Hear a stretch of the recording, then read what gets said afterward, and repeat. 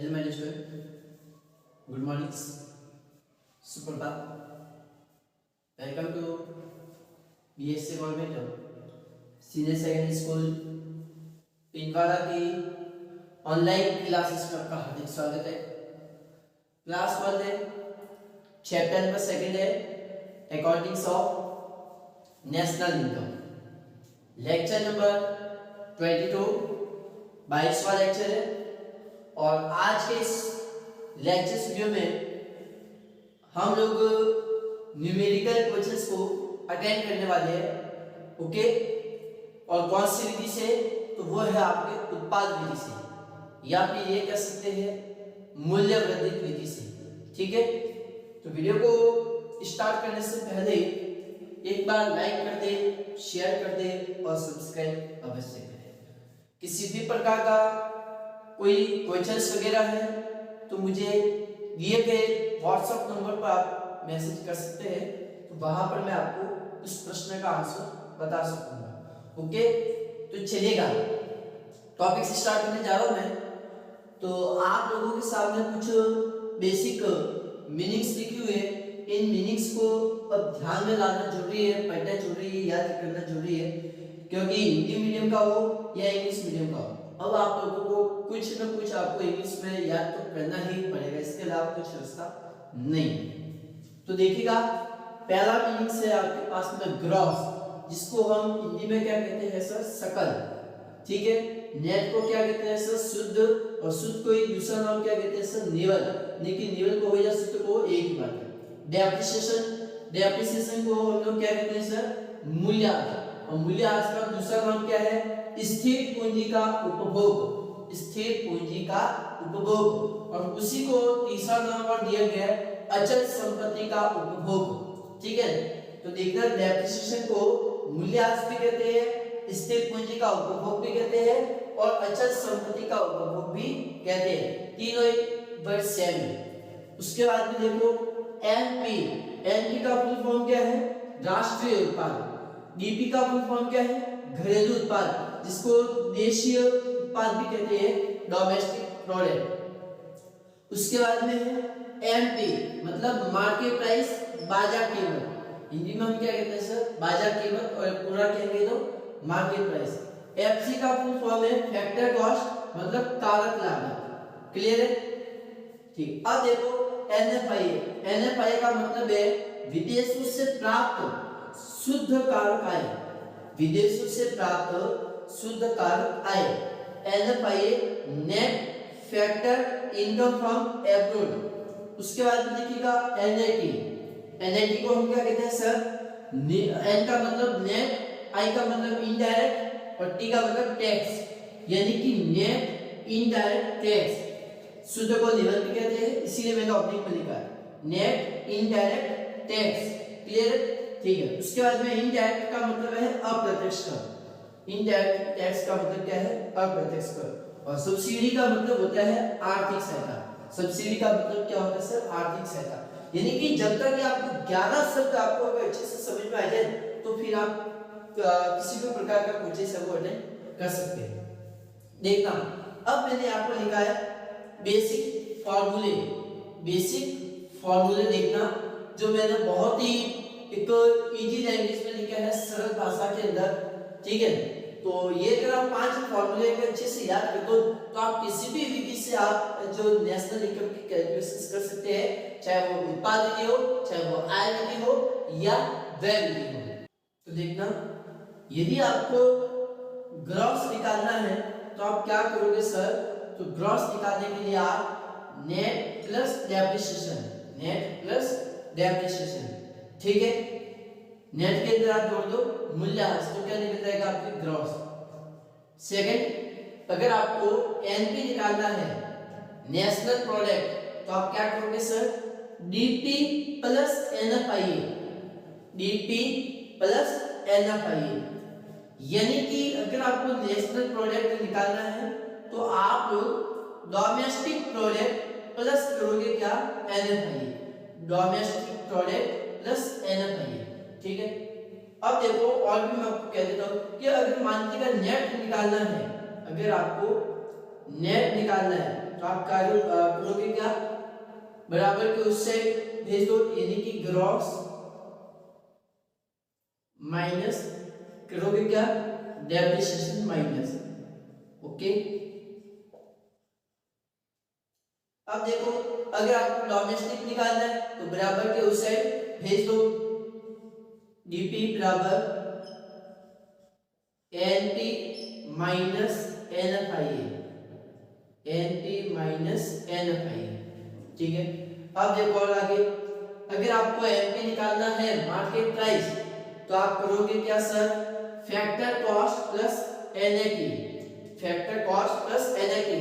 NAT का मतलब क्या है, net indirect tax, net indirect tax जो मैंने बताया शुद्ध अप्रत्यक्ष कर। जब आप शुद्ध अप्रत्यक्ष कर के अंदर कारक लागत जोड़ोगे तो आपकी बाजार कीमत निकल जाएगी। और अगर आपको कारक लागत निकालनी है फैक्टर कॉस्ट तो आप करोगे क्या सर, मार्केट प्राइस माइनस करोगे एनएटी, मतलब नेट इनडायरेक्ट टैक्स। ठीक है, अब देखिएगा अगर आपको एनएटी निकालना है तो एनएटी का एक सूत्र है सर क्या, इनडायरेक्ट टैक्स माइनस करना है subsidy, indirect tax minus subsidy. जब आप इनडायरेक्ट टैक्स में से सब्सिडी को लेस करोगे तो इससे क्या निकलेगी, एनएटी मतलब नेट इनडायरेक्ट टैक्स। अगर मान लीजिएगा आपको नेट इनडायरेक्ट टैक्स निकालना है और अगर प्रश्न में आपको इनडायरेक्ट टैक्स दे रखा है और सब्सिडी नहीं है, अगर आपको सब्सिडी नहीं दे रखी है, ठीक है, और इनडायरेक्ट टैक्स दे रखा है तो आपको फाइंड आउट करना है नेट इनडायरेक्ट टैक्स। तो क्या करना होगा, सब्सिडी जब नहीं दे रखी है तो सब्सिडी की जगह जीरो रखनी है, उसकी प्राइस कितनी रखनी पड़ेगी, फिर जीरो। अगर सब्सिडी नहीं दे रखा है तो अन्यथा नहीं। नेक्स्ट देखो, एनएफआई अगर निकालना है, एनएफआई निकालना तो क्या सूत्र बनेगा सर, विदेशों से प्राप्त आय, विदेशों से कितनी आय प्राप्त की है और विदेशों को कितनी साधन आय दी है, विदेशों को कितनी आय दी है, वो क्या करना, लेस करना है। इन दोनों के बीच का अंतर ही क्या कहलाता है, एनएफआई।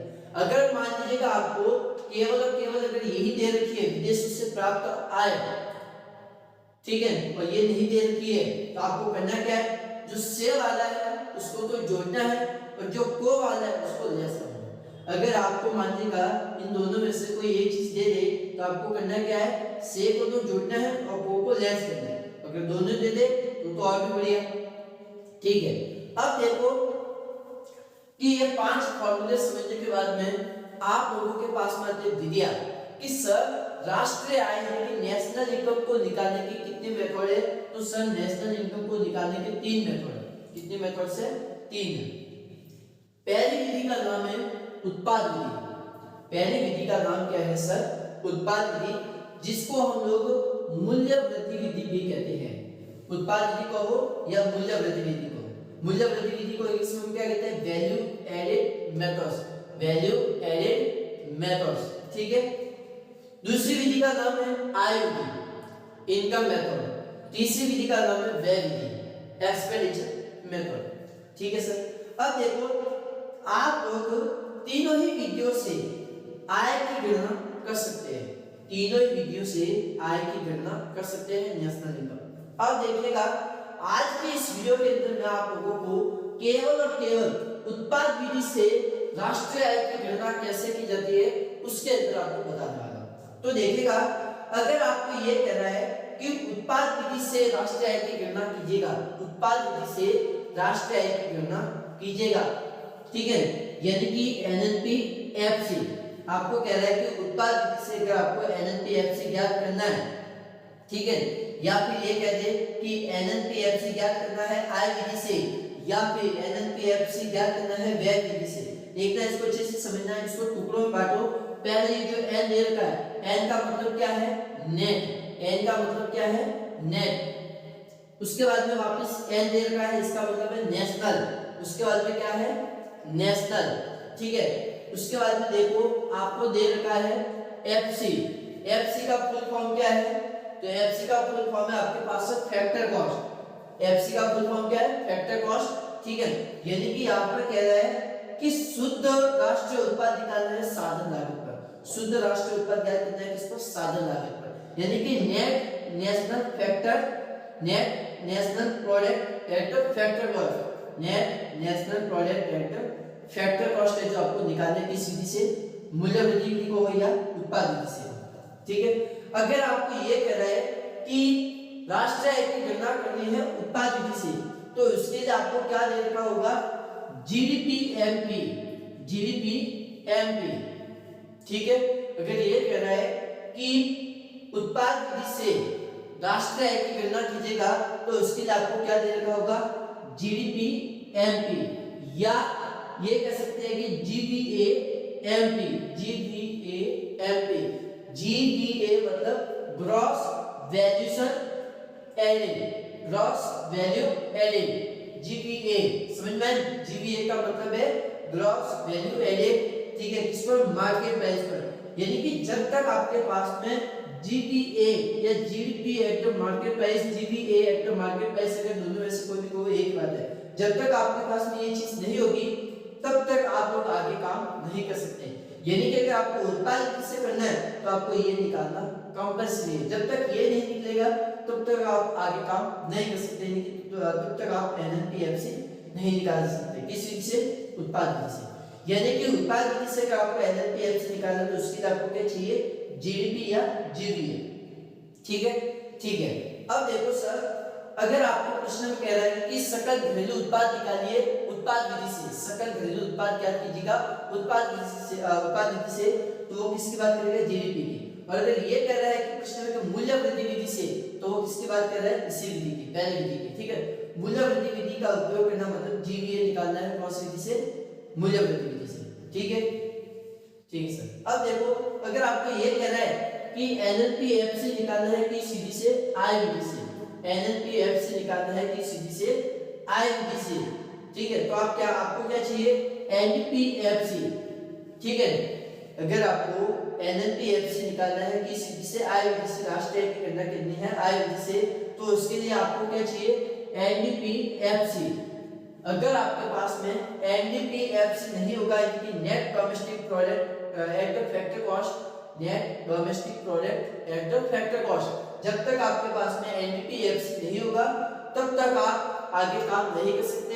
यानी कि आपको एनडीपीएफसी चाहिए, मतलब चाहिए। जब तक आपके पास में एनडीपीएफसी नहीं होगा तब तक आप किसी भी प्रकार की कोई कैलकुलेशंस नहीं कर सकते, ठीक है। अगर आपके पास में एनडीपीएफसी होगा तो आप आय विधि से किसी भी प्रकार की कोई भी कैलकुलेशंस कर सकते हैं। नेक्स्ट आगे देखिएगा, व्यय विधि में कह रहा है कि अगर आपको ये कह दे कि व्यय विधि से राष्ट्रीय आय की गणना करनी है, व्यय विधि से राष्ट्रीय आय की गणना करनी है, तो व्यय विधि से जब भी आपको एनएनपीएफसी निकालनी है तो आपको क्या चाहिए, GDP at the market price. जब तक आपके पास में जीडीपी एमपी नहीं होगा तब तक आप व्यय विधि से आय की गणना नहीं कर सकते। क्या चाहिए, GDP at the market price, ठीक है। जब तक आपके पास में GDP at the market price नहीं होगा तब तक आप व्यय विधि से राष्ट्रीय आय की गणना नहीं कर सकते। तो ये आप लोगों को आय की जो गणना करनी है नेशनल इनकम की, तो उसके लिए आपको इसमें 3 प्रकार के हथियार दे रखे हैं, 3 प्रकार के टूल्स दे रखे हैं। इन 3 प्रकार के टूल्स से आप किसी भी प्रकार की कोई भी कैलकुलेशन कर सकते हैं, ठीक है।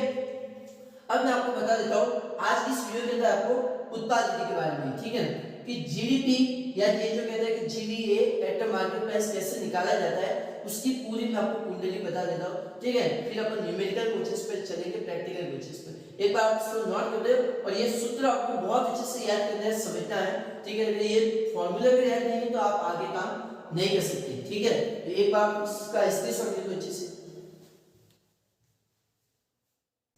चलिए, अब आपके पास में उत्पाद विधि या मूल्य वृद्धि विधि के बारे में आपको दे रखा है कि जीवीए या फिर जीडीपी एमपी कैसे ज्ञात किया जाता है, उसका देखना फॉर्मूला कि सर जीडीपी या जीवीए कहो, gross domestic product gross value added at the market price, ठीक है। ये कैसे निकाला जाता है सर, तो उत्पाद का मूल्य माइनस करना है सर क्या, मध्यवर्ती उपभोग, ठीक है सर। अब देखिए, उत्पाद का मूल्य अगर आपको डायरेक्ट दे दे तो कोई दिक्कत नहीं है, लेकिन एग्जामिनर कभी भी आपको डायरेक्ट उत्पाद का मूल्य नहीं देगा, वो आपको घुमा फिरा के देगा। घुमा फिरा के सर कैसे देगा, वो आपको देगा बिक्री और स्टॉक में परिवर्तन, बिक्री और स्टॉक में परिवर्तन और फिर आपको निकालना पड़ेगा उत्पाद का मूल्य। यानी कि बिक्री के अंदर आपको प्लस करना होगा क्या, स्टॉक में परिवर्तन। ठीक है, जब आप बिक्री में ऐड करोगे क्या, स्टॉक में परिवर्तन, तब जाके आपको क्या निकलेगा, उत्पाद का मूल्य। अब देखिए सर, बिक्री भी कभी भी आपको डायरेक्ट नहीं देगा, जो सेल्स प्राइस है वो सेल्स प्राइस भी आपको कभी भी डायरेक्ट नहीं देगा। बिक्री भी आपको घुमा फिरा के देगा। घुमा फिरा के कैसे देगा, वो आपको देगा कि भाई इतनी यूनिट आपने बेची है, यानी कि बेची गई यूनिट और प्रति इकाई कीमत, इस तरीके से देगा, पूरा टुकड़ों के अंदर दे देगा आपको कि भाई बेची गई इकाइयां इतनी है, प्रति इकाई कीमत इतनी है। ठीक है, अब इन दोनों चीजों से आपको क्या निकालना है, बिक्री, तो आप क्या करोगे, Q into P, Q multiply P। तो जब आप Q मल्टीप्लाई P करोगे तो इससे आपकी क्या निकल जाएगी, सेल्स निकल जाएगी। इससे आपकी क्या निकलेगी सर, सेल्स। ठीक सर। अब देखिएगा यहाँ पर कि स्टॉक में परिवर्तन। अब देखिएगा स्टॉक में परिवर्तन है वो कभी भी आपको डायरेक्ट नहीं देगा। एग्जामिनर इतना सीधा नहीं है कि वो आपको पैसा डायरेक्ट आपको सीधा दे दे, वो आपको थोड़ा टेढ़ा मेढ़ा देगा। टेढ़ा मेढ़ा कैसे सर, स्टॉक में परिवर्तन वो आपको फाइंड आउट करने की जैसे देगा, मतलब अंतिम स्टॉक दे देगा और ओपनिंग स्टॉक दे देगा। यानी कि आपको क्या निकालना होगा सर कि स्टॉक में कितना परिवर्तन हुआ है, तो वो कैसे निकलेगा सर, अंतिम स्टॉक माइनस करना होगा क्या, क्लोज अप, अंतिम stock minus opening stock.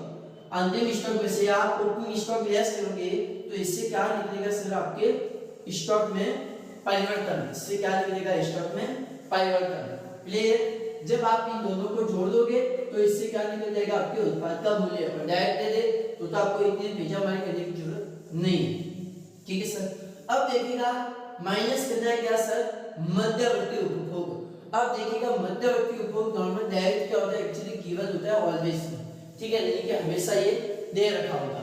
Clear आपके या नहीं आपके?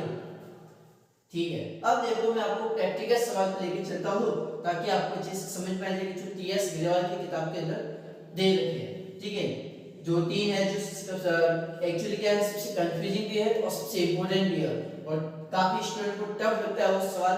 उन सवालों को मैं यहाँ पे लेने जा रहा हूँ। एक बार उसको स्क्रीनशॉट ले लो, याद रखना। अब आप लोगों के सामने प्रैक्टिस क्वेश्चंस के थ्रू कुछ सवाल आपको बताने जा रहा हूँ, वो देखना आपको। ठीक है, तो देखना पहला क्वेश्चन आपके पास में कि निम्नलिखित आंकड़ों से बिक्री का परिकलन कीजिएगा। ठीक है, कुछ आपको डाटा दे रखे हैं, आंकड़े दे रखे हैं, इससे आपको सेल्स निकालने हैं कि सेल्स प्राइस कितनी होगी। ठीक है, तो बिल्कुल हम निकाल देंगे। ठीक है, तो आज की इस वीडियो के अंदर मैं आपको उत्पाद विधि से ही बताऊंगा। ठीक है, देखना आर्थिक सहायता कितनी दे रखी है सर, 200 रुपए है। ओपनिंग स्टॉक है 100 रुपए, क्लोजिंग स्टॉक है 600 रुपए, मध्यवर्ती उपभोग है 3000 रुपए, स्थिर पूंजी का उपभोग है 700 रुपए, प्रॉफिट आपको है 750 रुपए, कारक लागत पर निवल मूल्य वृद्धि कितनी दे रखी है सर, 200 रुपए। तो बिल्कुल सर हम निकाल देंगे। देखना है इस प्रश्न को कैसे हल करते हैं। तो देखिए, तो यहाँ पर आपको दे रखा है निवल मूल्य वृद्धि, मतलब वैल्यू एडेड की बात कर रहे हैं। ठीक है, तो देखिएगा GVA at the market price, GVA at the market price. ठीक है सर, तो देखिएगा GVA at the market price कैसे निकलता है, ये आपको पता ही है कि उत्पाद का मूल्य, उत्पाद का मूल्य माइनस मध्यवर्ती उपभोग, माइनस मध्यवर्ती उपभोग। ठीक है, बिल्कुल सर, ये सूत्र आपको मैंने अभी बताया। अब देखिए gross value added at the market price निकलता है किससे, उत्पाद का मूल्य माइनस मध्यवर्ती उपभोग से। ठीक है, अब देखिएगा सर हमारे पास में न तो मध्यवर्ती उपभोग दे रखा है, न मध्यवर्ती उपभोग तो दे रखा है लेकिन उत्पाद का मूल्य नहीं दे रखा है। ठीक है, और GVA आपको ज्ञात करना है। देखिएगा उत्पाद का मूल्य कैसे निकलता है, GVA at the market price is equal to, उत्पाद का मूल्य निकलता है सर बिक्री प्लस स्टॉक में परिवर्तन, बिक्री प्लस स्टॉक में परिवर्तन।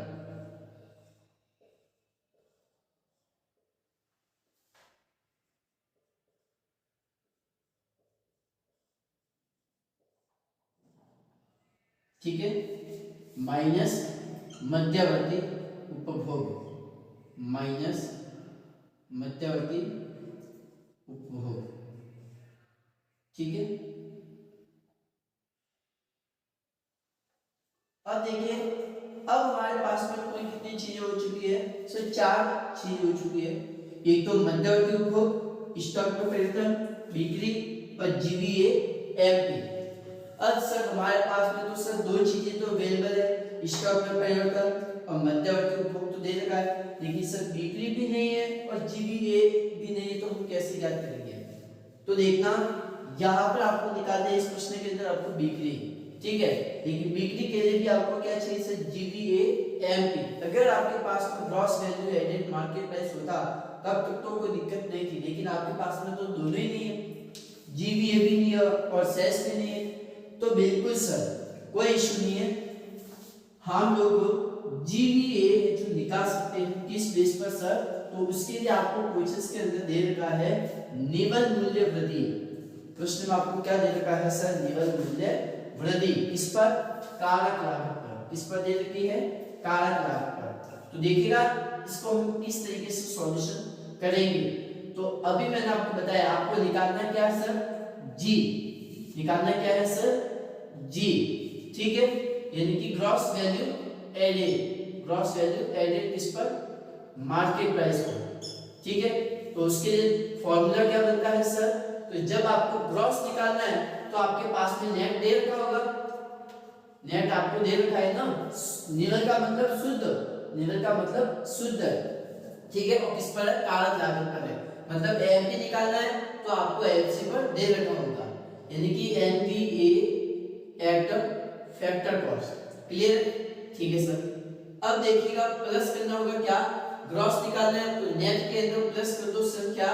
डेप्रिसिएशन, प्लस कर दो डेप्रिसिएशन। तो ये भी आपको दे रखा है इस क्वेश्चन के अंदर। देखो स्थिर पूंजी का उपभोग कितना है सर?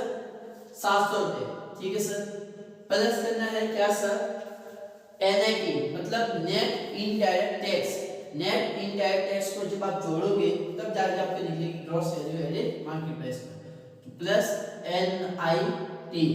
अब सर एनआईटी किस तरीके से निकलता है? तो एनआईटी को निकालने का सूत्र होता है कि इनडायरेक्ट टैक्स माइनस कर दो सब्सिडी, इनडायरेक्ट टैक्स माइनस कर दो सब्सिडी।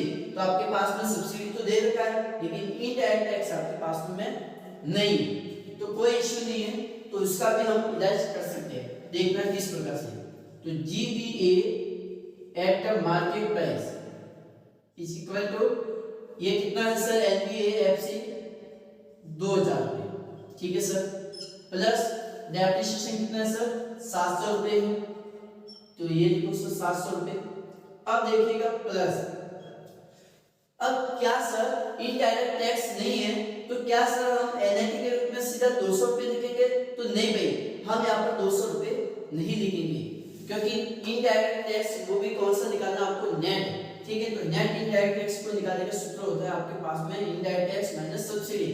तो इनडायरेक्ट टैक्स नहीं है तो इनडायरेक्ट टैक्स के रूप में क्या लिखूंगा सर? 0, ठीक है, 0 माइनस करूंगा क्या सर? 200 रुपए।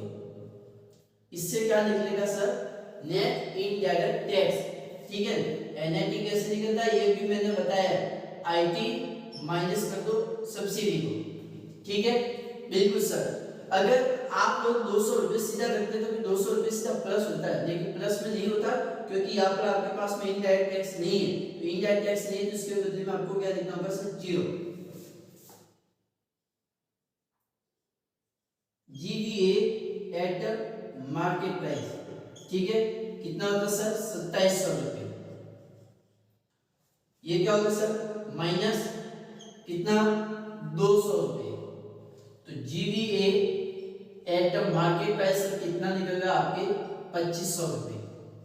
कितना निकलेगा सर आपके पास में 2500 रुपये निकलने वाला है। क्लियर आपके? ठीक है सर। अब देखिएगा हमारे पास में GPA कितना आ चुका सर 2500 रुपये। ठीक है, बिक्री है वो आपको निकालनी है, तो बिल्कुल सर हम याद कर देंगे अब तो। ठीक है, स्टॉक में परिवर्तन कितना हो रहा है सर, तो 600 माइनस 100, 600 माइनस कर दो 100। ठीक है, माइनस करो, मध्यवर्ती उपभोग आपको दे रखा है सर 3000। ठीक है, अब ये देखिएगा सर 2500 बराबर, ठीक है, बिक्री प्लस कितना होगा सर ये 500 और ये माइनस का 3000। ठीक है सर, अब देखिएगा बिक्री बराबर 2500 बराबर बिक्री प्लस ये कितना होगा सर 2500 प्लस माइनस माइनस। ठीक है, हाँ, अब आप पक्षांतरण तो कर ही सकते हैं, तो देखना सर किस तरीके से होगा। तो पक्षांतरण कर दोगे तो बिक्री को इससे भेज दो और ये इस साइड आ जाएगा। ठीक है, तो देखना ये प्लस का इधर आके माइनस में आ जाएगा। ठीक है, तो माइनस माइनस का हो जाता है प्लस, तो देखना ये कितना होगा सर, तो ये इसमें आपके बिक्री निकलेगी सर 5000 रुपए की। बिक्री कितनी निकली है सर 5000 रुपए की सेल्स है जो निकलेगी। ठीक है, तो इस तरीके से आपको है जो कुछ आइटम है वो ज्ञात करनी है। उत्पाद विधि से कोई सी भी मत आपको पूछ सकता है कि भाई बिक्री ज्ञात कीजिएगा या डेप्रिसिएशन ज्ञात कीजिएगा या नेट इनडायरेक्ट टैक्स ज्ञात कीजिएगा या GVA ज्ञात कीजिएगा, या फिर ये भी कह सकता है कि NVA निकालेगा एट फैक्टर कॉस्ट पर। तो कोई किसी भी तरीके से पूछ सकता है, इसमें कोई इश्यू नहीं है। ठीक है, यहाँ पर ध्यान रखना नेट इनडायरेक्ट टैक्स में कि जब आपके पास में इनडायरेक्ट टैक्स नहीं है और सब्सिडी दे रखी है तो केवल आप 200 रुपये प्लस में नहीं लिखोगे, आपको करना होगा नहीं दे रखोगे तो उसकी जगह 0 लिख दो। ठीक है, जब आप 0 रखोगे तो 0 माइनस 200 करना। क्लियर है? ठीक है सर, तो इसको नोट करो। नेक्स्ट अगले क्वेश्चन पे चलते हैं, इसकी सॉल्व कर लो एक बार। सेकंड प्रश्न की ओर चलते हैं कि सर निम्नलिखित आंकड़ों से कारक लागत पर शुद्ध वर्धित मूल्य है जो आपको ज्ञात करना है। ठीक है, क्या निकालना है सर आपको NVA निकालना है, किस पर फैक्टर कॉस्ट पर निकालना है। ठीक है, तो NVA फैक्टर कॉस्ट पर निकालना है तो उसके लिए आपको पहले निकालना होगा GVA। ठीक है, वो भी किस पर मार्केट प्राइस पर। तो बिल्कुल हम निकाल सकते हैं इस तरीके से। देखना आपको दे रखी है तो सेल्स है, closing stock, indirect tax, opening stock, depreciation और मध्यवर्ती उपभोग। ठीक है, तो सबसे पहले हम लोग GVA निकाल देते हैं किस पर मार्केट प्राइस पर।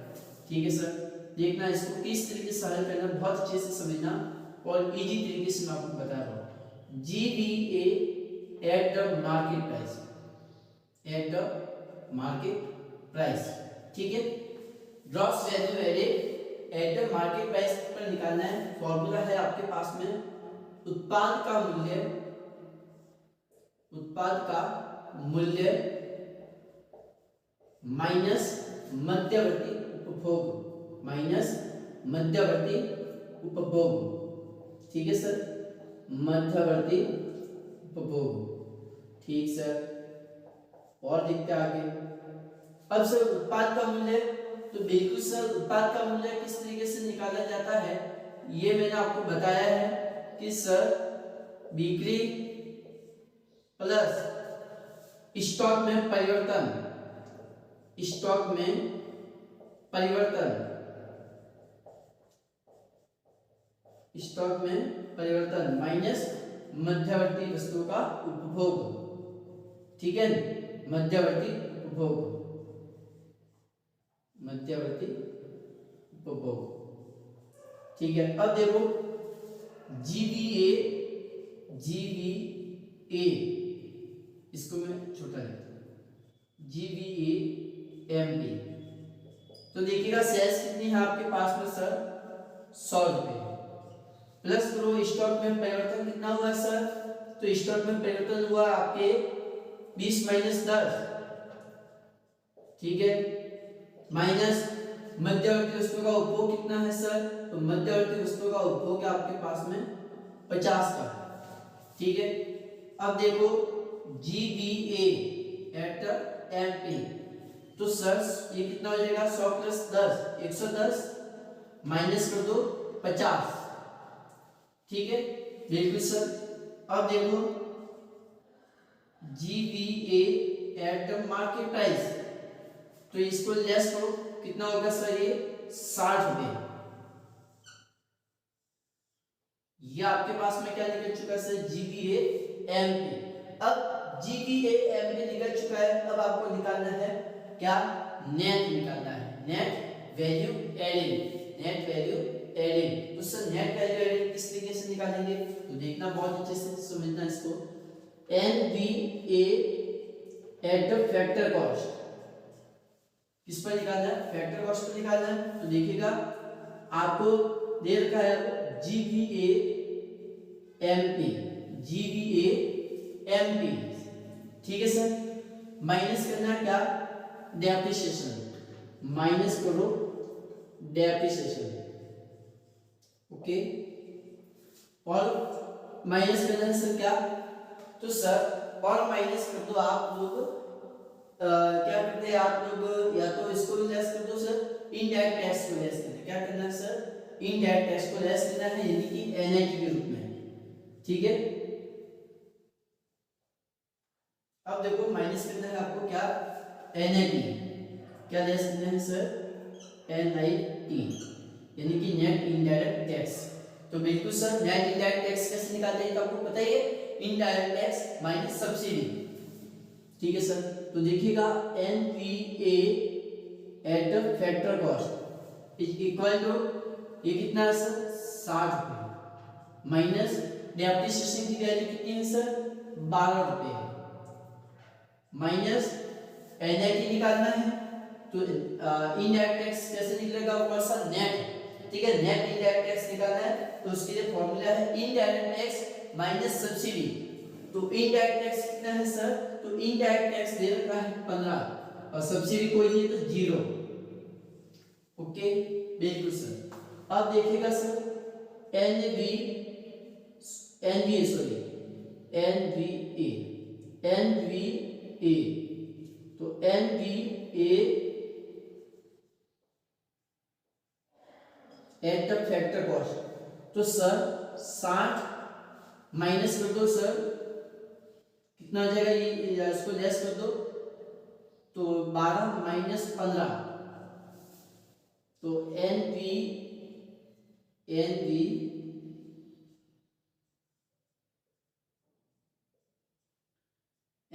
फैक्टर कॉस्ट में निकलेगा सर ये 48 माइनस 15 33 रुपए।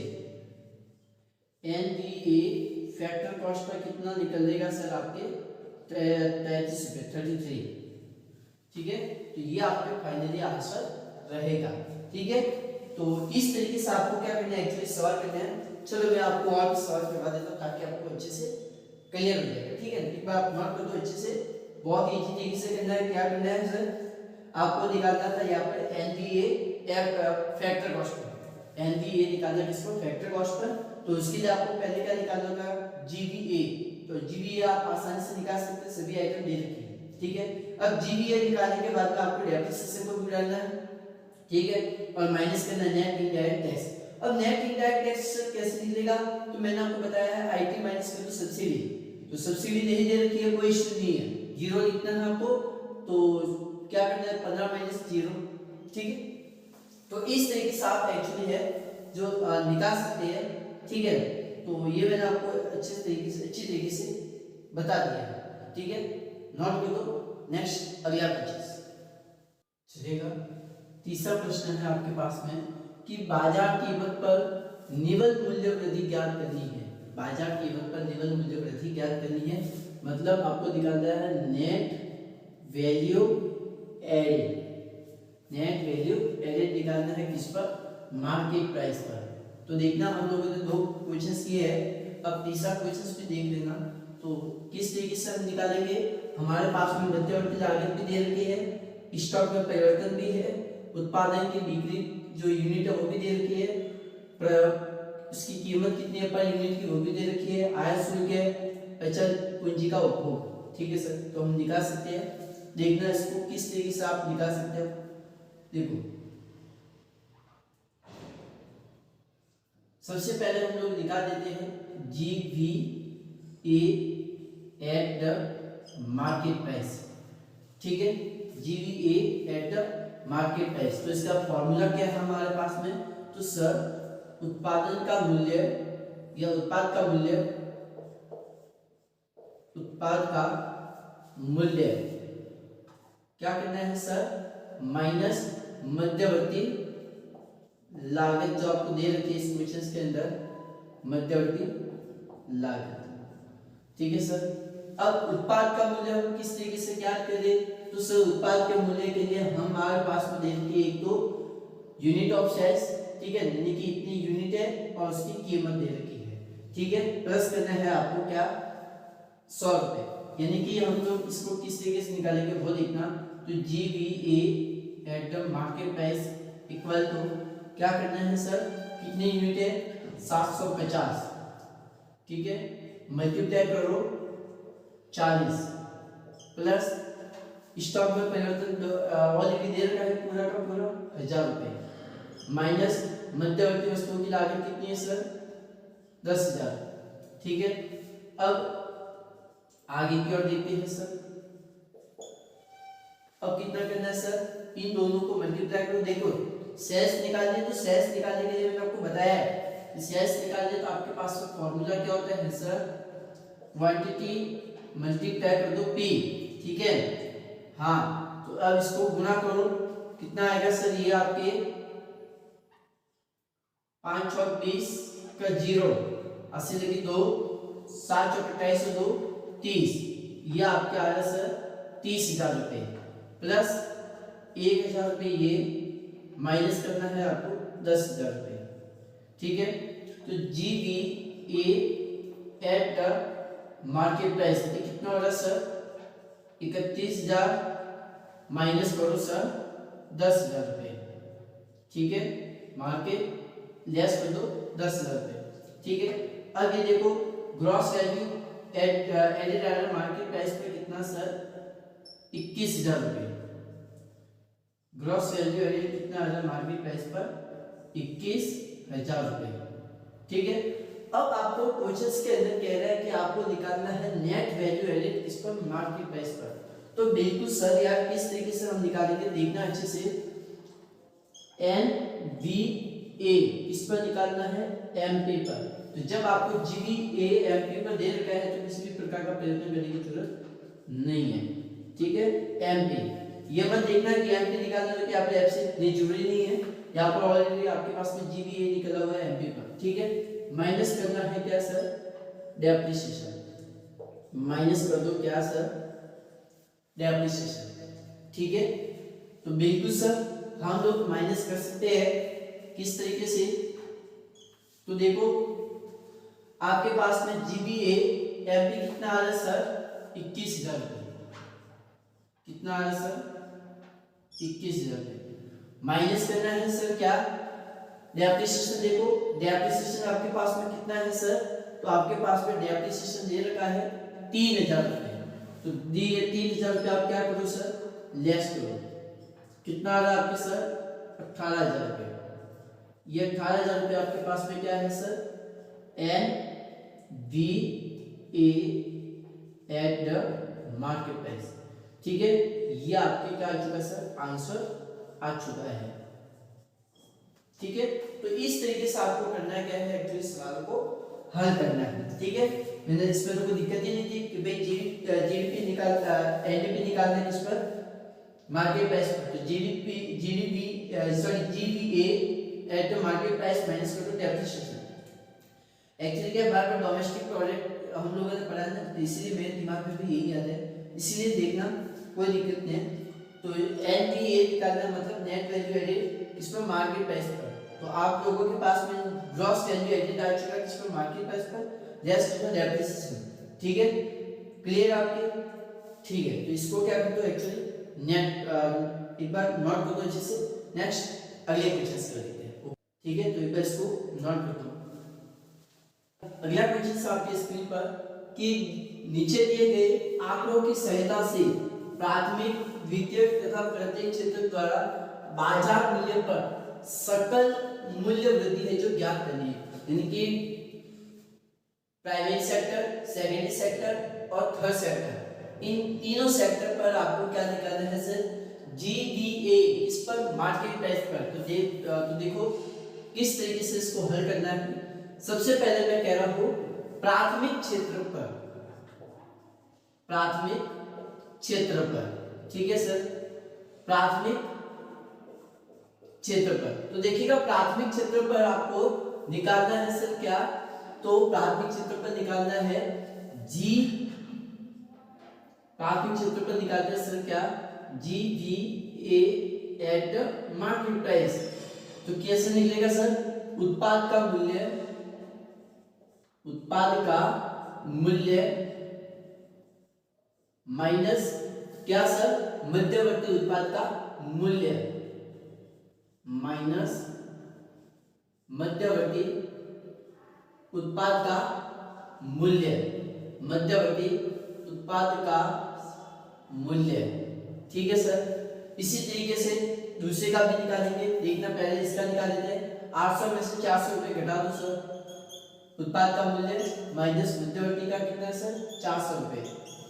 तो जीडीए कितना निकल रहा है सर? ठीक है, इसी तरीके से दूसरा निकाल देते हैं सर।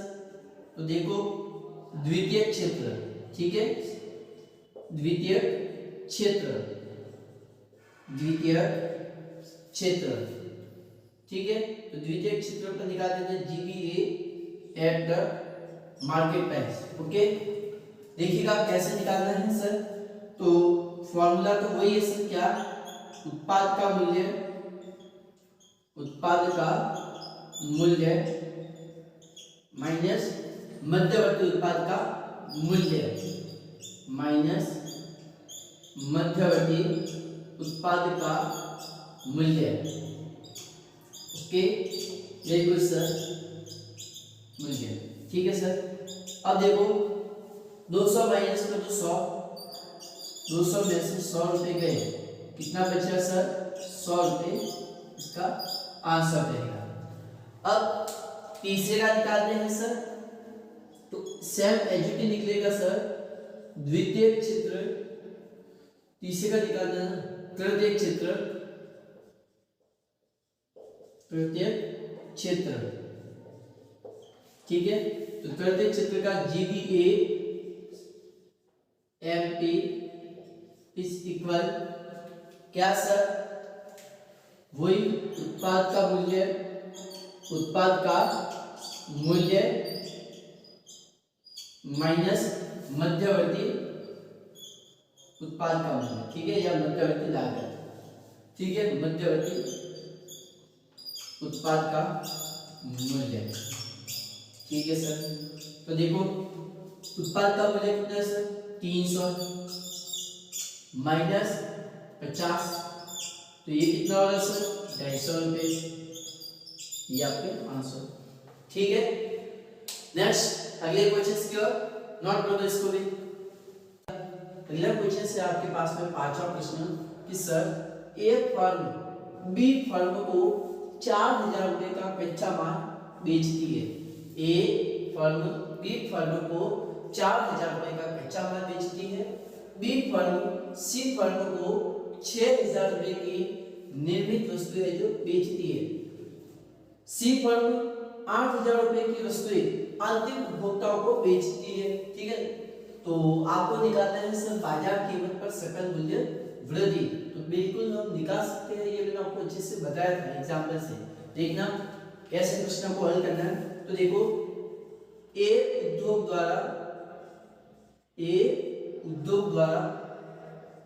मूल्य वृद्धि, ए उद्योग द्वारा मूल्य वृद्धि, ठीक है। तो देखो एक उद्योग द्वारा मूल्य वृद्धि किस प्रकार से होगी? तो देखो ए ने बी को बेचा कितने में 4000 रुपए में। उत्पाद का मूल्य कितना है सर 4000 रुपए है, प्लस सॉरी माइनस किधर है मध्यवर्ती, तो मध्यवर्ती वस्तु ए के लिए तो कुछ है ही, ठीक है सर, तो 4000 माइनस 0, तो ए द्वारा मूल्य वृद्धि कितनी होगी सर 4000 रुपए, ठीक है। अब देखो बी उद्योग द्वारा, अब आपको देखना है सर बी उद्योग द्वारा मूल्य वृद्धि, ठीक है, बी उद्योग द्वारा मूल्य वृद्धि। तो देखिएगा बी उद्योग द्वारा मूल्य वृद्धि किस प्रकार से होगी, देखना अच्छे से। दो एक तो क्वेश्चन सॉल्व देख लेते हैं, इसके बाद मैं आज का लेक्चर में कंप्लीट कर रहा हूं, ठीक है, देखना। अब देखो यहां पर कह रहा हूं कि बी ने बेचा किसको सी को, ठीक है, बी फर्म सी फर्म को बेच दी है कितने में 6000 रुपए में, बी ने सी को बेचा है कितने में 6000 रुपए में, तो 6000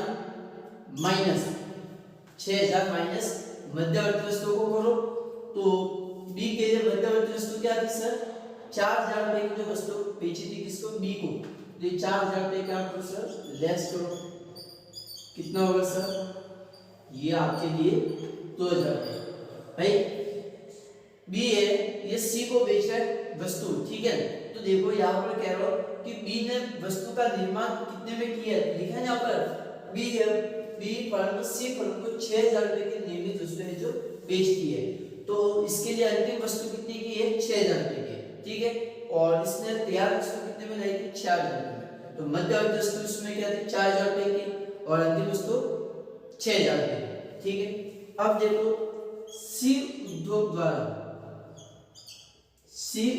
द्वारा मूल्य वृद्धि, ठीक है, सी उद्योग द्वारा मूल्य वृद्धि, तो देखो सी उद्योग द्वारा मूल्य वृद्धि किस प्रकार से होगी, तो देखो सी ने बेचा अंतिम रूप से किसको अंतिम उपभोक्ता को, सी फर्म है वो 8000 रुपए की वस्तु है अंतिम उपभोक्ता को बेचती है, तो सर 8000 माइनस 6000 रुपए, 8000 माइनस 6000 रुपए, तो ये कितना आ रहा है सर आपके 2000 रुपए, क्लियर आपके, ठीक है। अब आपको निकालना है GVA, अब आपको निकालना है सर क्या GVA at the market price, GVA at the market price, तो क्या करेंगे सर इन तीनों के प्राइस को जोड़ देंगे सर, 4000 प्लस 2000 प्लस 2000, तो ये आपके कितना आ रहा है सर 8000 रुपए आंसर, ठीक है। नेक्स्ट अगले क्वेश्चन के ऊपर करते हैं, नोट को एक बार अच्छे से इसकी सॉल्व कर लो भाई। अगला क्वेश्चन है आपके पास में क्वेश्चन नंबर 6, जिसमें आपको कह रहा है कि सर डी उद्योग द्वारा मूल्य वृद्धि ज्ञात करनी है, कि जो डी फर्म है उसने मूल्य के अंदर कितनी वृद्धि की है, तो देखना हम लोग किस प्रकार से इसको फाइंड आउट करेंगे। ए उद्योग द्वारा बी उद्योगों को बिक्री, ठीक है, बी उद्योग द्वारा की गई मूल्य वृद्धि, सी उद्योग द्वारा की गई मूल्य वृद्धि, डी उद्योग द्वारा उद्योगों की बिक्री 70000 रुपए और अंतिम बिक्री 1,30,000 रुपए। अच्छा ठीक है, तो कोई दिक्कत नहीं है, चलो हम कर सकते हैं। अंतिम बिक्री, ठीक है, अंतिम बिक्री बराबर है किसके, सब उद्योगों द्वारा बिक्री के, ठीक है, सब या सभी उद्योगों द्वारा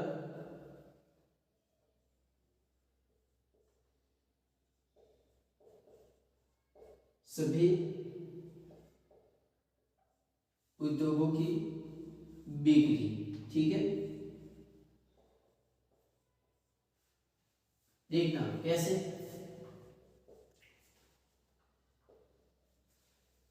देखो एक उद्योग द्वारा मूल्य वृद्धि कितनी है सर, वो देखो आप लोग पहले, ए उद्योग द्वारा मूल्य वृद्धि, ए उद्योग द्वारा मूल्य वृद्धि, ठीक है, तो देखो ए उद्योग द्वारा मूल्य वृद्धि कितनी है, ए ने बी को बेचा कितने की वृद्धि की है सर 20,000 रुपए की, ठीक है, कितने की वृद्धि की है 20,000 रुपए की, माइनस 0, तो ये कितना हो जाएगा सर 20,000 रुपए, ठीक है। फिर बी की देखो सर, बी ने बेचा किसको, सी को, तो बी उद्योग द्वारा मूल्य वृद्धि, बी उद्योग द्वारा मूल्य वृद्धि। ठीक है, तो देखो बी द्वारा मूल्य वृद्धि कितनी है सर, तो बी द्वारा मूल्य वृद्धि है आपके पास में 40,000 रुपये। कितनी है सर, 40,000 रुपये। ठीक है सर, फिर देखो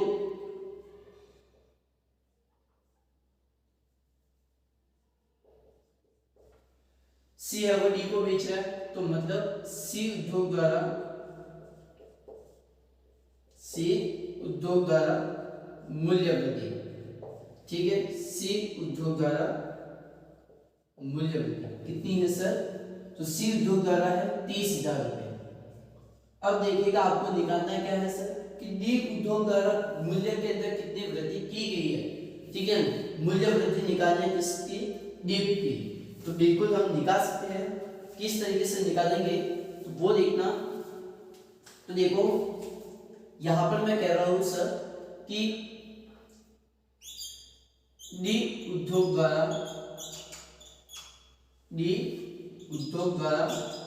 मूल्य वृद्धि, डी उद्योग द्वारा मूल्य वृद्धि,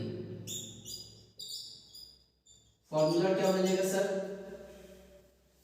अंतिम बिक्री कितनी है, अंतिम विक्रय 1,30,000 रुपये।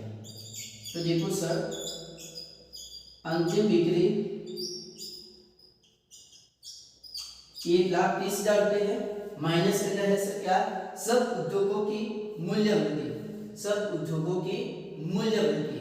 ठीक है, तो सब उद्योगों की मूल्य वृद्धि के अंदर मैं क्या लिखूंगा सर, कि ए उद्योगों की मूल्य वृद्धि, ए उद्योगों की मूल्य वृद्धि। ठीक है सर, ए उद्योगों की मूल्य वृद्धि प्लस बी उद्योग की मूल्य वृद्धि, बी उद्योग की मूल्य वृद्धि, बी उद्योग की मूल्य वृद्धि प्लस सी उद्योग की मूल्य वृद्धि। ठीक है सर, सी उद्योग की मूल्य वृद्धि, सी उद्योग की मूल्य वृद्धि। ठीक है, अब आगे कर दो काम जल्दी से। ठीक है, अब आगे तो बहुत इजी काम है सर। क्या देखो अब आगे क्या करना है सर, डी उद्योग की मूल्य वृद्धि निकालनी है। अंतिम बिक्री कितनी है सर, 1,30,000 रुपये, माइनस करना है सर क्या, 20,000 रुपये प्लस कर दो 40,000 रुपये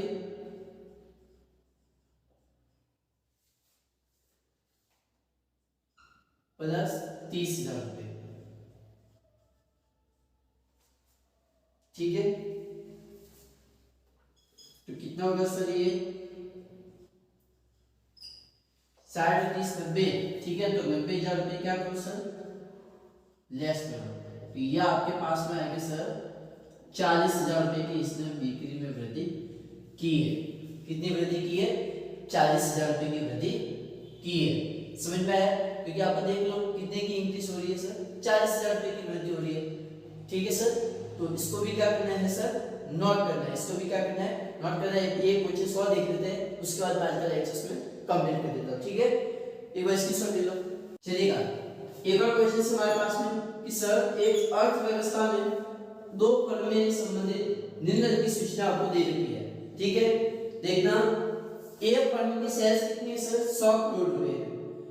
ए फर्म द्वारा बी से खरीदारी कितनी है सर, 40 करोड़। उसके बाद में फर्म बी द्वारा ए से खरीदारी कितनी है, 60 करोड़ रुपए। फिर फर्म बी की सेल है कितनी, 200 करोड़। उसके बाद में ए फर्म का क्लोजिंग स्टॉक कितना है, 20 करोड़। फर्म बी का क्लोजिंग स्टॉक है 35 करोड़। फर्म ए का ओपनिंग स्टॉक है 25 करोड़। फर्म बी का ओपनिंग स्टॉक है 45 करोड़। उसके बाद में फर्म ए और फर्म बी इन दोनों का क्लोजिंग स्टॉक कितना है सर, 30 करोड़। ठीक है, अब आपको निकालना है क्या सर, कि फर्म ए द्वारा मूल्य वृद्धि, फर्म बी द्वारा मूल्य वृद्धि और साधन लागत पर सकल घरेलू उत्पाद। तो देखना हम लोग किस प्रकार से इसको हल करते हैं। देखना सबसे पहले हम लोग पहला चीज निकालते हैं फर्म ए द्वारा मूल्य वृद्धि। ठीक है, फर्म ए द्वारा मूल्य वृद्धि। ठीक है, देखना फर्म ए द्वारा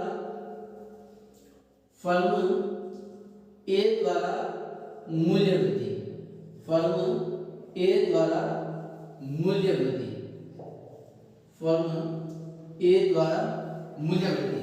तो लिखना इसको हम किस प्रकार से करेंगे, तो देखो एक फर्म की बिक्री कितनी है सर, क्योंकि उत्पाद का मूल्य माइनस करना है क्या सर, मध्यवर्ती उपभोग को। ठीक है, तो देखना बिक्री कितनी है एक फर्म की सर 100 करोड़ रुपए। तो लिख लेता हूं सर फर्म ए की बिक्री, फर्म ए की बिक्री। ठीक है, उसके बाद में देखो खरीदारी कर रहा है, एक खरीदारी कर रहा है किससे, बी से, तो माइनस करो फर्म ए द्वारा बी से खरीदारी, ए द्वारा बी से खरीदारी। ठीक है, खरीदारी। ठीक है सर, अब उसके बाद में देखो स्टॉक के अंदर परिवर्तन है, तो बिल्कुल सर प्लस स्टॉक में परिवर्तन, प्लस स्टॉक में परिवर्तन। ठीक है सर, तो देखो स्टॉक में परिवर्तन, स्टॉक में परिवर्तन। ठीक है सर, क्योंकि मूल्य वृद्धि निकालते हैं ना, और मध्यवर्ती नहीं दे रही है तो कोई बात नहीं, चलो छोड़ो। कितनी है सर ये 100 करोड़ रुपए, प्लस सॉरी माइनस करना है आपको क्या, फर्म ए द्वारा बी से खरीदारी कितना है सर 40 करोड़ है। ठीक है, प्लस करो स्टॉक में परिवर्तन, तो स्टॉक में परिवर्तन कैसे पता लगाएंगे, अंतिम stock minus opening stock, closing stock minus opening stock. तो क्लोजिंग स्टॉक कितना है सर 20 है, और ये कितना है 25 है, तो 20 माइनस 25 कितना होगा सर ये, तो देखो sir 100 minus 40 plus minus minus, ये कितना हो जाएगा 5, 100 माइनस 55, 100 माइनस सॉरी 100 माइनस 45, तो कितना होगा सर ये आपके 55 करोड़ रुपए। फर्म ए द्वारा कितनी वृद्धि की गई है सर 55 करोड़ रुपए की। ठीक है, अब फर्म बी द्वारा मूल्य वृद्धि निकालनी है, फर्म बी द्वारा मूल्य वृद्धि। ठीक है सर, तो देखिएगा फर्म बी द्वारा मूल्य वृद्धि निकालते हैं सर, कैसे निकालेंगे देखना बहुत इजी से, आप समझना अच्छे से कि सर फर्म बी द्वारा मूल्य वृद्धि, फर्म बी द्वारा मूल्य वृद्धि। ठीक है, फर्म बी द्वारा मूल्य वृद्धि। तो देखो फर्म बी की बिक्री कितनी है, फर्म बी की सेल्स कितनी है 200 करोड़ रुपए, तो फर्म बी की बिक्री, ठीक है, फर्म बी की बिक्री। उसके बाद देखो खरीदारी कर रहा है, माइनस परचेसिंग किया, आयात किया, तो देखो फर्म बी द्वारा ए से खरीदारी, तो लिखो यहां पर फर्म बी द्वारा, फर्म बी द्वारा ए से खरीदारी, ए से खरीदारी।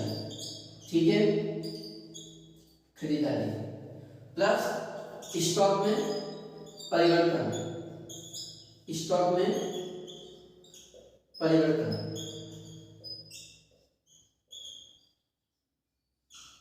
ठीक है, एकदम बहुत अच्छे से सवाल है यार।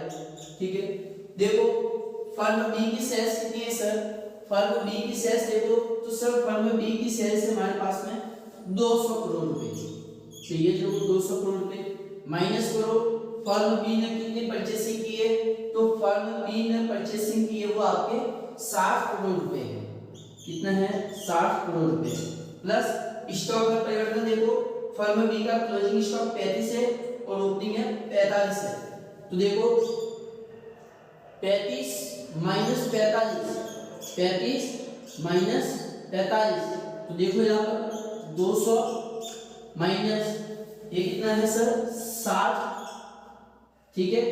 फिर देखो अब ये कितना होगा सर, तो 35 माइनस 45 माइनस का 10 कितना होगा सर, माइनस का 10, और ये कितना हो जाएगा सर, माइनस का निशान।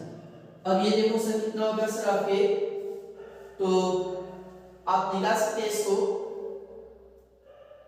70 को लेस कर दो, कितना होगा सर ये आपके 170 को उड़ा दो, कितना बचेगा आपके कैलकुलेटर का गेज,